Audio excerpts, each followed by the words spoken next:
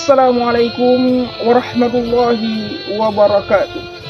Alhamdulillahirabbil alamin wassalatu wassalamu ala asyrafil anbiya'i wal mursalin sayyidina Muhammadin wa ala alihi wa sahbihi ajma'in, amma ba'du. Alhamdulillah wa syukurillah. Saudara-saudariku, pada pertemuan kali ini kita akan mendengarkan ceramah dari Ustadz Das'at Latif, ceramah lucu yang penuh dengan ilmu. Nah, tanpa berlama-lama lagi saudara-saudariku, mari kita ikuti ceramah dari beliau. Ini dia. Kata Nabi, siapa yang menyambungkan persaudaraan, siapa yang banyak kawannya, panjang umurnya, murah rezekinya, gampang selesai urusannya. Satu, murah rezekinya. Saya ini Pak, tidak banyak duit saya, tapi banyak temanku. Temanku banyak duitnya. Apa? Saya ke Batu Licin, ada Pak Bupati, ada Pak Haji Izam, ada Pak Jerunda. Banyak teman saya. Banyak teman, banyak rezeki.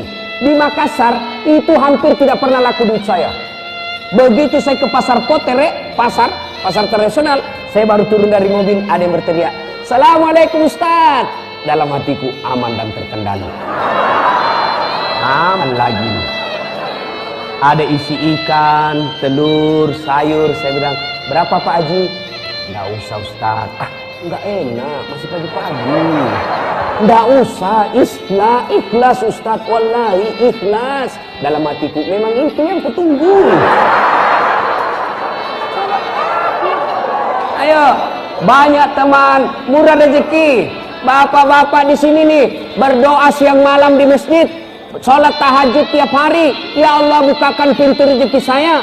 Tapi tidak mungkin itu duit keluar dari langit-langit rumah atau keluar dari teras masjid. Tidak mungkin.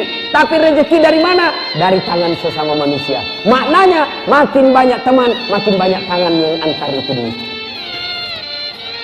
Dua, orang yang banyak temannya gampang selesai masalahnya.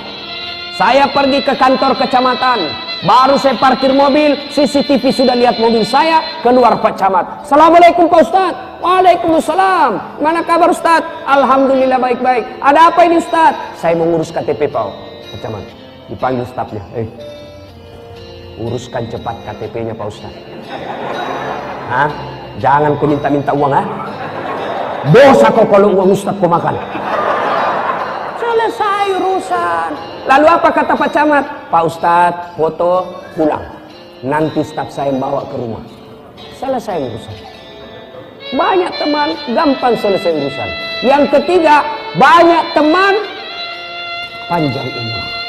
Apa panjang umur 90 tahun, 100 tahun, 150 tahun? Bukan itu.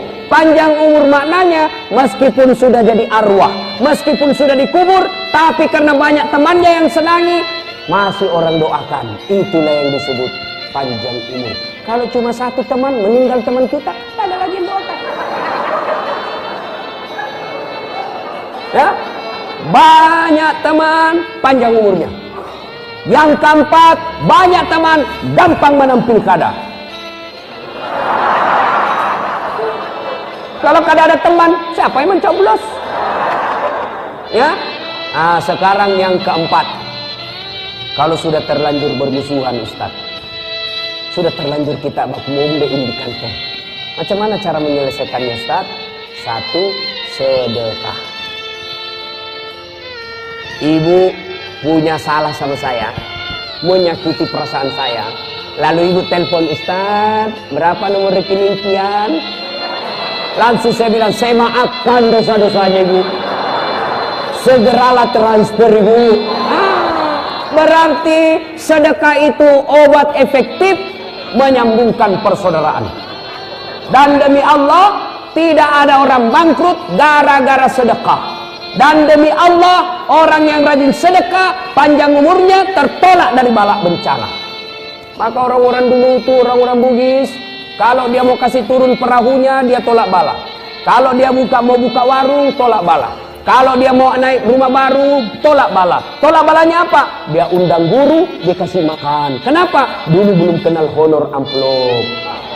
Maka undangannya adalah dikasih makan. Tolak bala. Maka ibu-ibu, kalau ada suaminya mulai lain-lain pikirannya, tolak bala. Dengan cara apa? Jangan curhat di Facebook, jangan curhat di medsos, tapi curhat di mana? Sholat tahajud minta pertolongan Allah, sholat hajat minta pertolongan Allah. Lalu setelah itu, supaya cepat dikabulkan itu doanya, selengkapi dengan sedekah. Sholat hajat, ya Allah, Engkau yang menitipkan rasa cinta dalam hati suamiku. Akhir-akhir ini aku melihat dia lain-lain, ya Allah. Terima SMS dalam kamar mandi. Ya Allah, setiap dia keluar selalu pakai parfum. Yang selama 30 tahun tidak pernah pakai parfum. Aku mencurigainya, ya Allah. Tapi kadang mungkin saya bisa mengawasi seperti Satpol PP. Curhatkan doa boleh begitu, Bu. Doa boleh begitu. Ya Allah, lindungi suami saya. Ini ada duit saya 1 juta, ya Allah. Saya sedekah ke panti asuhan. Mudah-mudahan satu sedekah 1 juta ini Allah tolak bala. Suamiku terhindar dari wanita jahat. Coba amalkan itu besok, Bu. Yang jadi masalah kalau suaminya juga bangun sholat tahajud. Dia sudah dapat ilmunya juga hari ini. Dia ada berdoalah kepada Allah. Ya Allah, cau nam ni tebeneku. Capek sudah saya lihat istri saya.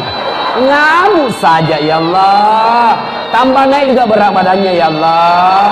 Tambah banyak dia makan Indomie. Kalau capek sudah saya urus ini perempuan, capek saya, ya Allah. Ya Allah, ini ada uangku 1 juta tolak bala, ya Allah. 1 juta saya tolak bala, ya Allah. Mudah-mudahan 1 juta ini istriku ikhlas saya kawin lagi. Bingung malaikat, yang mana dikabulkan. Ayo Bapak Ibu sekalian, sedekah.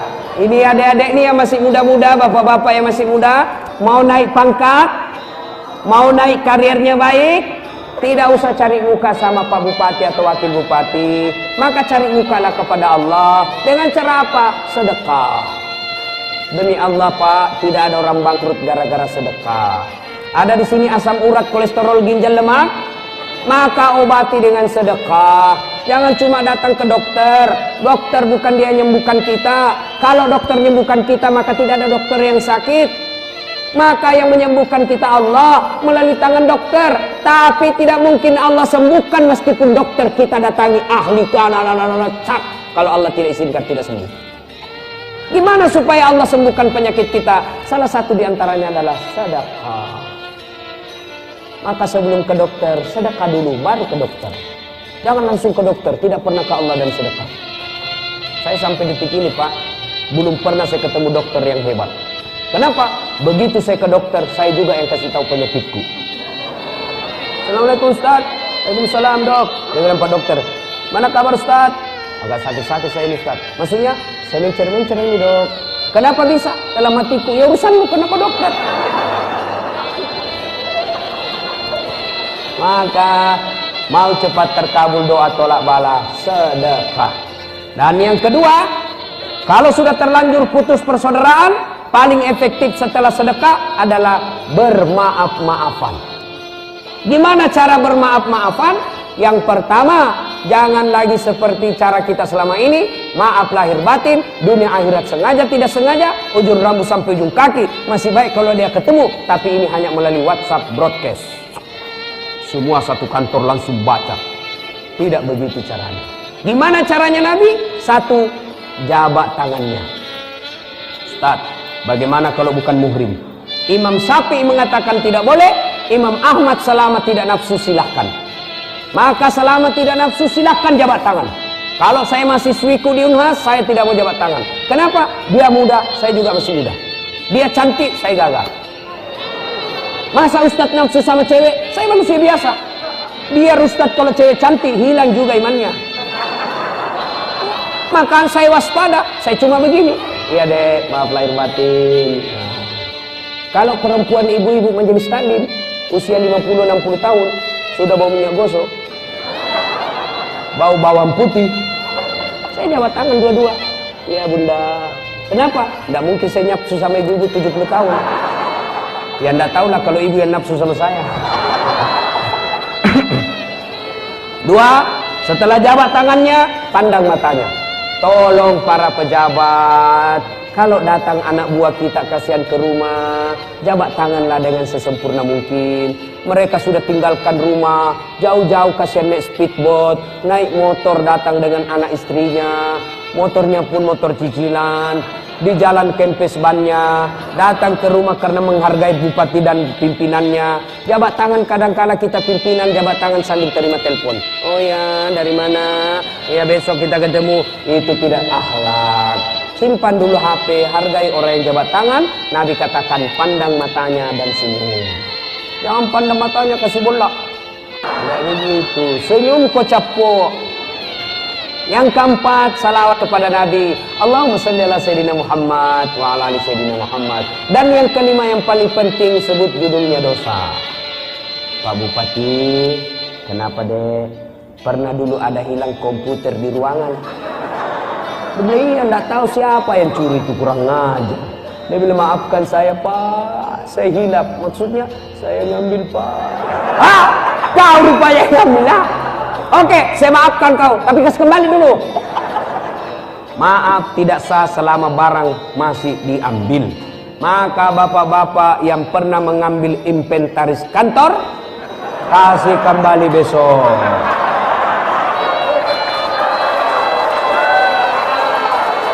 Ini biasa seheran rumah dinas. Begitu ganti rumah dinas, ganti penghuni, biar horden habis juga semua. Gak tahu, padahal gak ada kakinya itu gorden, hilang semua. Piring pun hilang, padahal sudah ditulis inventaris pemerintah kabupaten kota baru. Sampai di rumah pribadi. Di blender kok kalau mati kok cilaka. Maka kasih kembali besok.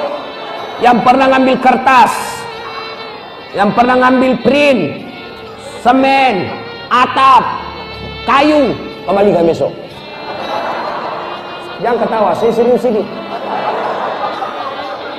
Ibu bapak saudara-saudara sekalian, dan yang paling penting, sebut judulnya dosa, kembalikan kalau berkaitan dengan barang. Maka bapak-bapak ini yang mulia, nanti minta maaf sama istri, sebutlah penyesalan kita. Bu, maafkan saya Bu, kata istrinya. Ada apa ini Pak? Sebut dulu apa judulnya. Dia bilang suaminya, enggak usah, nanti kau ngamuk lagi ah. Maafkan saja. Apa judulnya? Dia bilang suaminya, ya okelah, maafkan saya Bu. Kenapa saya pernah hilang? Saya selingkuh Bu. 3 bulan yang lalu saya selingkuh, maafkan saya. Dia bilang istrinya, saya maafkan Pak. Memang begitu manusia biasa. Kadangkala kita hilaf, lain waktu kita beriman, lain waktu kita tersesat. Saya maafkan Pak. Maafkan juga karena saya bulan lalu juga selingkuh.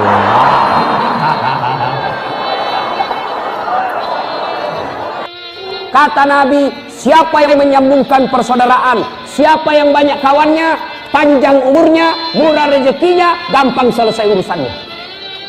1, murah rezekinya. Saya ini Pak, tidak banyak duit saya, tapi banyak temanku. Temanku banyak duitnya. Apa? Saya ke Batu Licin, ada Pak Bupati, ada Pak Haji Izam, ada Pak Jerullah. Banyak teman saya. Banyak teman, banyak rezeki. Di Makassar, itu hampir tidak pernah laku duit saya. Begitu saya ke Pasar Potere, pasar tradisional, saya baru turun dari mobil, ada yang berteriak, "Assalamualaikum Ustaz." Dalam hatiku aman dan terkendali. Aman lagi. Ada isi ikan, telur, sayur. Saya bilang, berapa Pak Haji? Nggak usah Ustaz. Nggak enak, masih pagi-pagi. Nggak usah, ikhlas Ustaz. Wallahi ikhlas. Dalam hatiku, memang itu yang ketunggu. Ayo, banyak teman, murah rezeki. Bapak-bapak di sini nih berdoa siang malam di masjid, sholat tahajud tiap hari. Ya Allah, bukakan pintu rezeki saya. Tapi tidak mungkin itu duit keluar dari langit-langit rumah atau keluar dari teras masjid. Tidak mungkin. Tapi rezeki dari mana? Dari tangan sesama manusia. Maknanya makin banyak teman, makin banyak tangan yang antar itu duit. 2, orang yang banyak temannya gampang selesai masalahnya.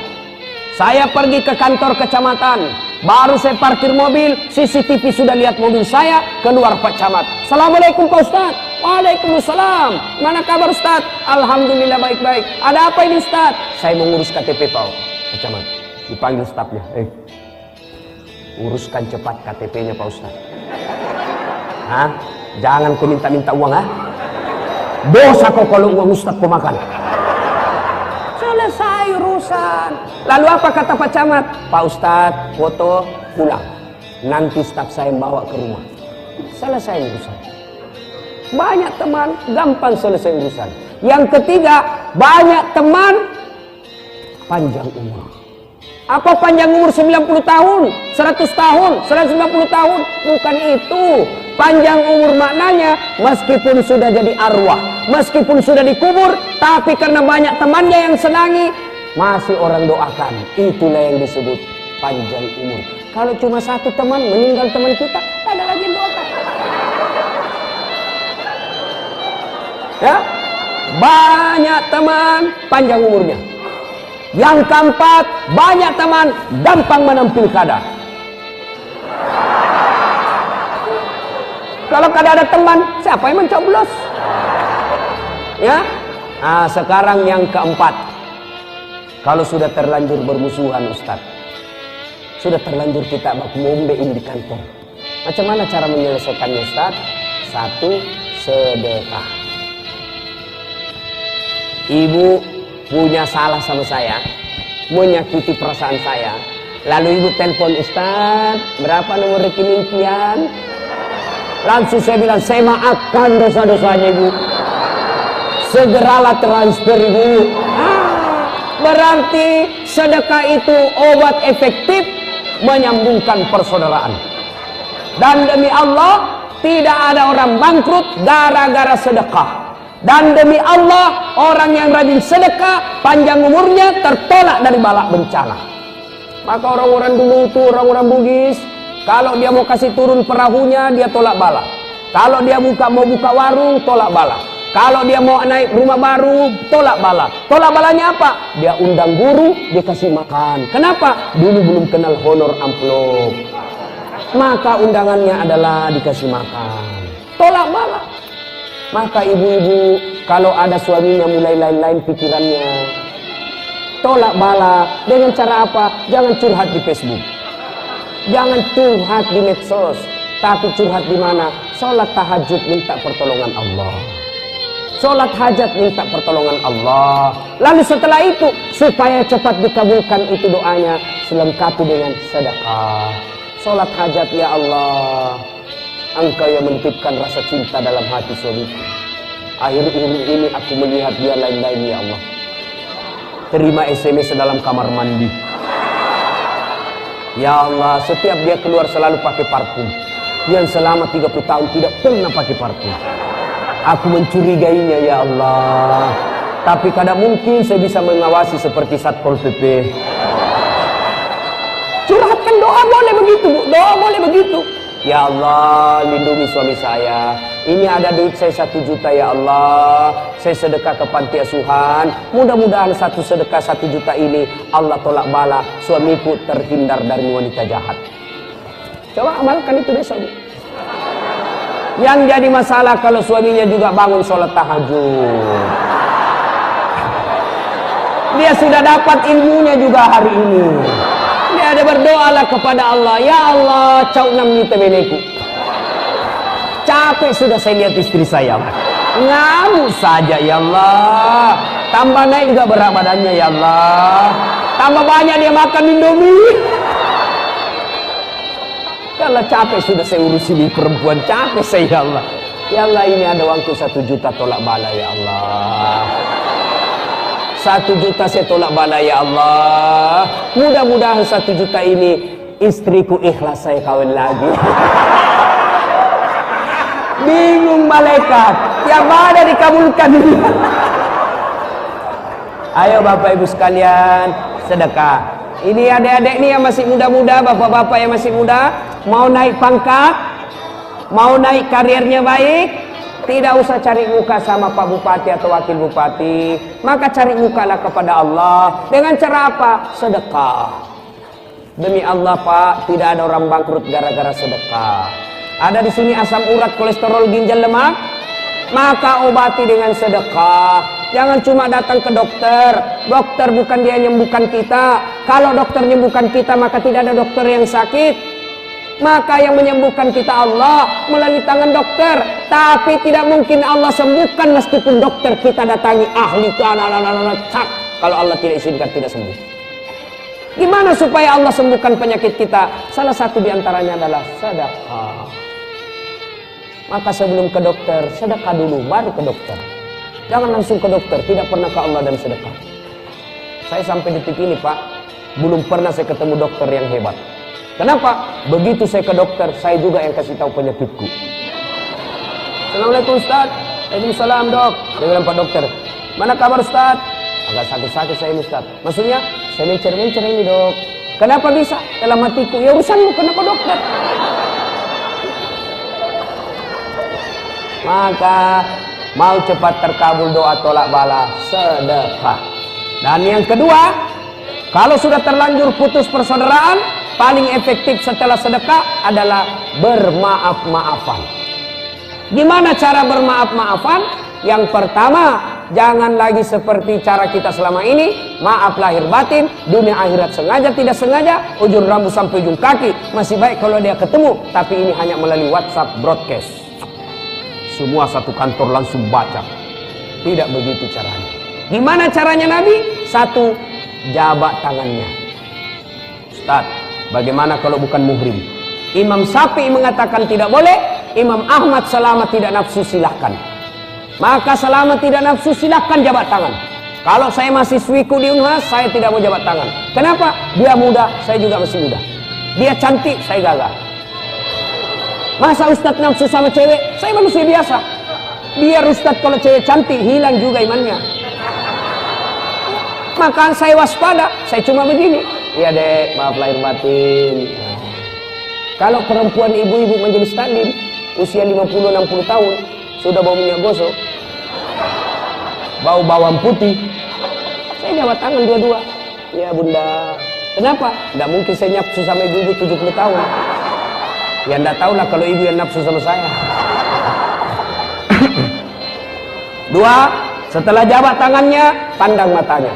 Tolong para pejabat, kalau datang anak buah kita kasihan ke rumah, jabat tanganlah dengan sesempurna mungkin.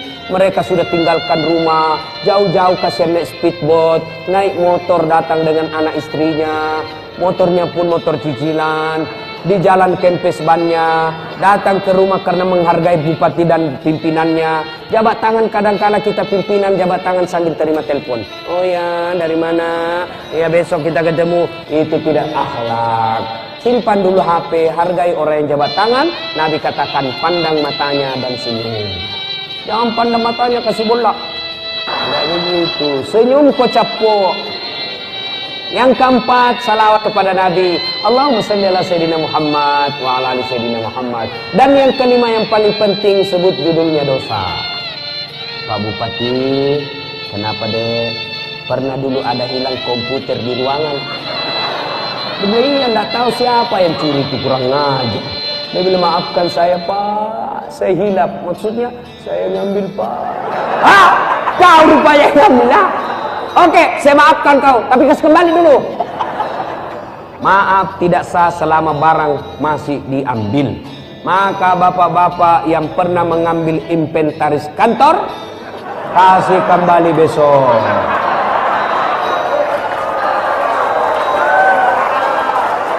Ini biasa saya heran rumah dinas. Begitu ganti rumah dinas, ganti penghuni, biar horden habis juga semua. Gak tahu, padahal gak ada kakinya itu horden, hilang semua. Piring pun hilang, padahal sudah ditulis inventaris pemerintah kabupaten kota baru. Sampai di rumah pribadi. Di blender kok kalau mati kok cilaka. Maka kasih kembali besok. Yang pernah ngambil kertas, yang pernah ngambil print, semen, atap, kayu, kembalikan besok. Jangan ketawa, saya serius ini. Ibu bapak saudara-saudara sekalian, dan yang paling penting sebut judulnya dosa. kembalikan kalau berkaitan dengan barang. Maka bapak-bapak ini yang mulia, nanti minta maaf sama istri, sebutlah penyesalan kita. Bu, maafkan saya bu, kata istrinya. Ada apa ini pak? Sebut dulu, apa judulnya? Dia bilang suaminya, enggak usah, nanti kau ngamuk lagi. Maafkan saja, apa judulnya? Dia bilang suaminya, ya oke lah, maafkan saya bu. Kenapa saya pernah hilang? Saya selingkuh bu. 3 bulan yang lalu saya selingkuh, maafkan saya. Dia bilang istrinya, saya maafkan pak. Memang begitu manusia biasa. Kadangkala kita hilaf, lain waktu kita beriman, lain waktu kita tersesat. Saya maafkan pak. Maafkan juga karena saya bulan lalu juga selingkuh.